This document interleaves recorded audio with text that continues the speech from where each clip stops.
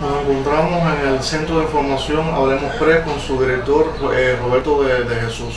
Roberto, Hablemos Press se definió o se define como una organización no gubernamental cubana sin fines de lucro. Fue fundada por ti el 3 de febrero del 2009 y en el documento de su fundación ustedes decían, y voy a citarlo: aspiramos a convertirnos en la más importante agencia de prensa independiente dentro de la isla. La primera pregunta que quiero hacerte es si ustedes lo han logrado. Bueno, esa pregunta podríamos responderla nosotros, pero también parte de la oposición y las personas que realmente conocen de nuestro trabajo. Ese ha sido nuestro objetivo. Pienso que en estos momentos sí seamos la agencia de prensa más grande dentro de la isla, porque hay otros en diferentes partes del país, pero no trabajan con la cantidad de personas que trabajamos nosotros. En estos momentos trabajamos con más de 40 personas en todo el país. Tenemos presencia en 11 provincias de las 16. En el 11 de junio del 2014, ya hace poco más de un año, ustedes denunciaron una supuesta campaña que había en contra de Hablemos Press, hablaron de detenciones, amenazas, agresiones físicas.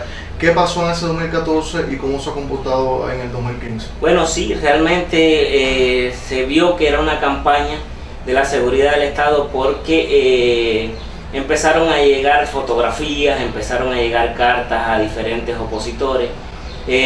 Al final se vio que era una campaña porque incluso pusieron un programa en la mesa redonda donde habían dicho que nosotros dábamos información falsa.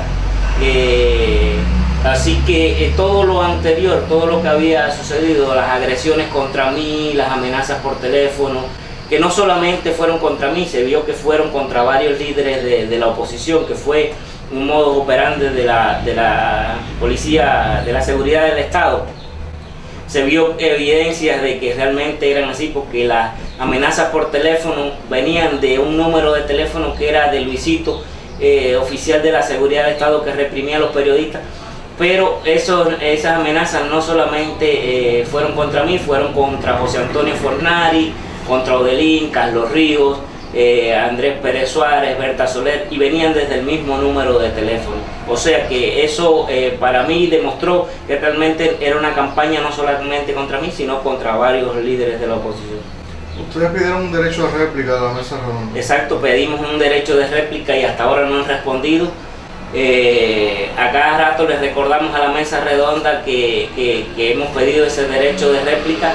De hecho, en aquel momento en que pedimos derecho de réplica, con varios amigos en el extranjero, vieron que habían 3 blogs del oficialismo que tenían una campaña contra nosotros, en los que participaban Vicente Basile, que escribe en el blog Capítulo Cubano, el otro Jan Guyar, este canadiense, que escribe contra la oposición y contra líderes de grupos en Miami, que estaba escribiendo en un blog de Alex Cambrai. También otra periodista que tenía un blog que cada nota que publicaba Hablemos Press, ellos la atacaban. A partir de que nosotros pedimos el derecho de réplica, personas desde el extranjero notaron de que 2 de esos bloggers dejaron de publicar debido a que enviamos a más de 5.000 contactos que tenemos, le enviamos que presionaran al gobierno en cuanto a que nos dieran la oportunidad de ir a la mesa redonda y explicar las consecuencias de todo lo que había venido ocurriendo.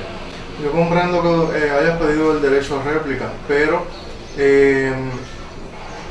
yo me pregunto cómo es posible que haya salido un listado de supuestas detenciones con nombres de personas tan destacadas como eran León, el escritor, y Vargas, que era el director del equipo de industriales, sin que ustedes lo hayan revisado. Realmente ese informe lo revisaron 4 personas, pasó por la mano de 4 personas. Era un informe de casi 1000 arrestos, era imposible. Ahora mismo yo llevo 3 días revisando ese informe, el del mes de junio, que tenía 500 y pico tiene 532 detenciones. Es muy difícil dentro de 800.000 personas saber qué nombres te han cambiado de eso. Y ahí es parte en eso tú tienes experiencia, las amenazas de la seguridad del Estado, de infiltrar a personas en los grupos y obligarlos a hacer cosas. Y realmente lo que sucedió es eso, cambiaron los nombres, no nos dimos cuenta porque en la revisión final no vamos a darnos cuenta de que cambiaron los nombres, pero realmente comparamos el informe, la primera, la tripa como decimos nosotros, con la revisión final y vimos que nos habían cambiado los nombres de 3 personas dentro del informe. O sea, cuando hiciste la denuncia el año pasado de la campaña que había en contra de Hablemos Press, hablabas de corresponsales que habían sido amenazados, agredidos, intimidados, pero también yo conozco casos de corresponsales que se han ido de Hablemos Press y que ellos han aludido a otras razones, corrupción, favoritismo. ¿Hasta qué punto es eso cierto? ¿Se trata de personas que se encuentran en desacuerdo contigo por algo o simplemente quieren iniciar un proyecto nuevo? Mira, hay varias cosas. De mí se ha dicho mucho. De mí se ha dicho que hasta que soy homosexual, que soy un teniente coronel de la seguridad del Estado, que soy un mujeriego.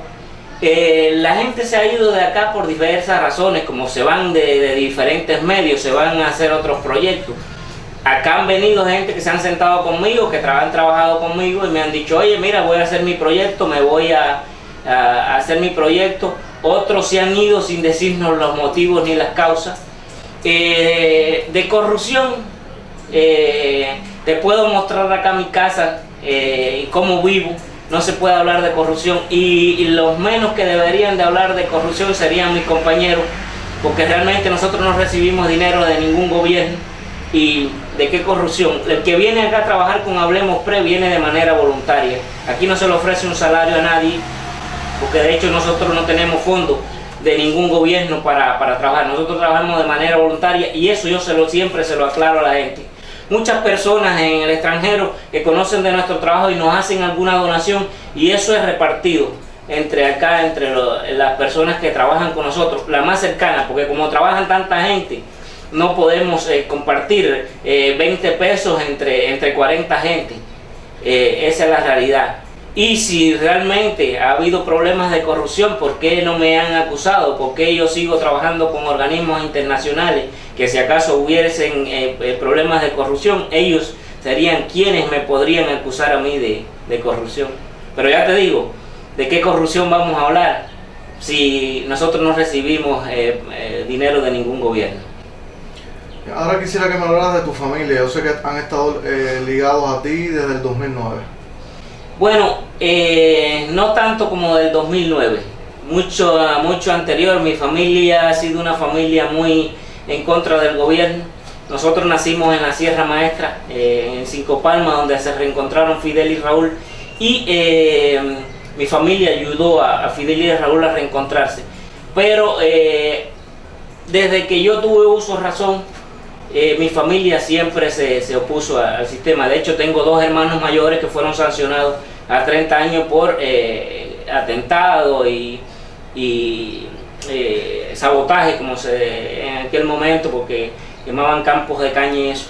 Y más acá, ya luego de mi encarcelamiento en el 2005, mi hermana se suma a las Damas de Blanco, mi esposa, que en aquel momento se suma a las Damas de Blanco, y mi familia comienza a apoyarme.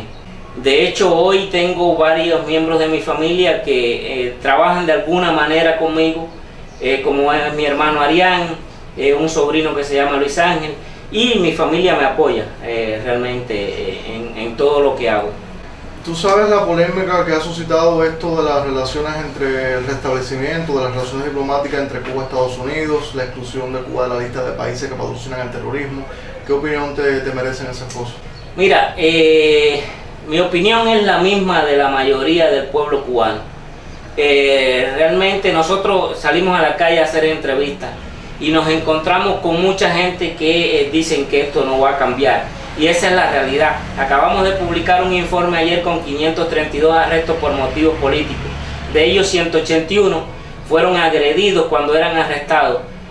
Mujeres que fueron esposadas hasta 10 horas a la espalda en centros de detenciones como la base de Tarará, base militar Tarará y el Vivar.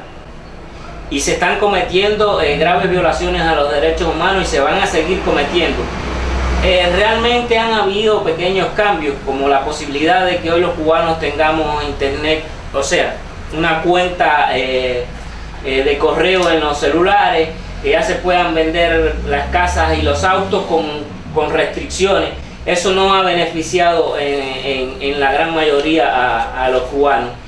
Con mi experiencia en el 2010, cuando permitieron el trabajo por cuenta propia, que vi que había un florecimiento enorme del trabajo por cuenta propia y que eso empezó a crear independencia de las personas, porque hasta ese momento la única fuente empleadora era el Estado, vi que si había la posibilidad de que 500.000 empresas americanas pudieran entrar en Cuba, eso aún iba a cambiar más la mentalidad del cubano.